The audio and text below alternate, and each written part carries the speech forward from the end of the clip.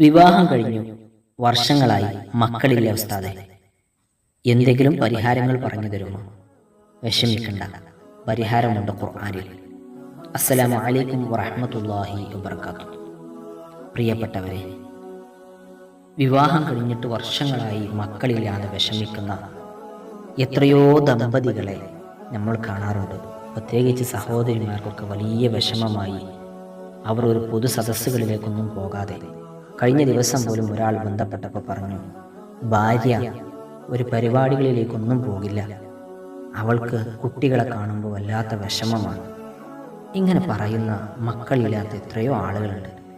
അവർക്കൊരു പരിഹാര മാർഗത്തെക്കുറിച്ച്, മക്കളുണ്ടാവാൻ കാരണമാകുന്ന ഒരു ആത്മീയ പരിഹാര ഖുർആനികമായ മാർഗത്തെക്കുറിച്ച് പറഞ്ഞു തരട്ടെ. നിങ്ങളൊന്ന് ചെയ്തു നോക്കണം. നോക്കൂ, നിങ്ങൾ പരിശുദ്ധ ഖുർആനിലെ സൂറത്തുൽ അങ്കബൂത്ത്, ഞാൻ നീട്ടി വലിച്ചു പറയാതെ വളരെ പെട്ടെന്ന് പറയാം. സൂറത്തുൽ അങ്കബൂത്ത് ഒരു ദിവസം ഒരു തവണ ഓതുക. എന്നിട്ട് ഏതെങ്കിലും ഒരു പഴവർഗ്ഗം എടുത്തിട്ട്, ഏതെങ്കിലും ഒരു പഴം, ആ പഴം എടുത്ത് ആ പഴത്തിലേക്ക് അങ്കബൂത്ത് സൂറത്ത് ഒരു തവണ ഓതി ഇഷ്ഫി എന്ന് പറഞ്ഞ് മന്ത്രിക്കുക. എന്നിട്ട് രണ്ടുപേരും കഴിക്കുക. ഇങ്ങനെ 71 ദിവസം നിങ്ങൾ ചെയ്യണം. 71 ദിവസം നിങ്ങൾ ചെയ്യണം ഇൻഷാ അല്ലാഹ്.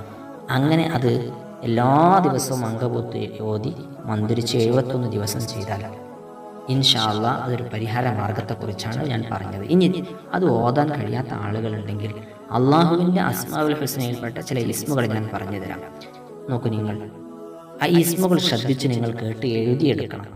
ഒന്ന്, യാ ഗഫൂർ യാ അല്ലാഹ്, യാ ഗഫൂർ യാ അല്ലാഹ്, യാ തവ്വാബു യാ അല്ലാഹ്, യാ തവ്വാബു യാ അല്ലാഹ്, യാ സക്കിയു യാ അല്ലാഹ്, യാ സക്കിയു യാ അല്ലാഹ്, യാ കബീറു യാ അല്ലാഹ്, യാ കബീറു യാ അല്ലാഹ്, യാ ഗനിയു യാ അല്ലാഹ്, യാ ഗനിയു യാ അല്ലാഹ്, യാ ശക്കൂറു യാ അല്ലാഹ്, യാ ശക്കൂറു യാ അല്ലാഹ്, യാ നൂറു യാ അല്ലാഹ്, യാ നൂറു യാ അല്ലാഹ്, യാ ഹാദി യാ അല്ലാഹ്, യാ ഹാദി യാ അല്ലാഹ്.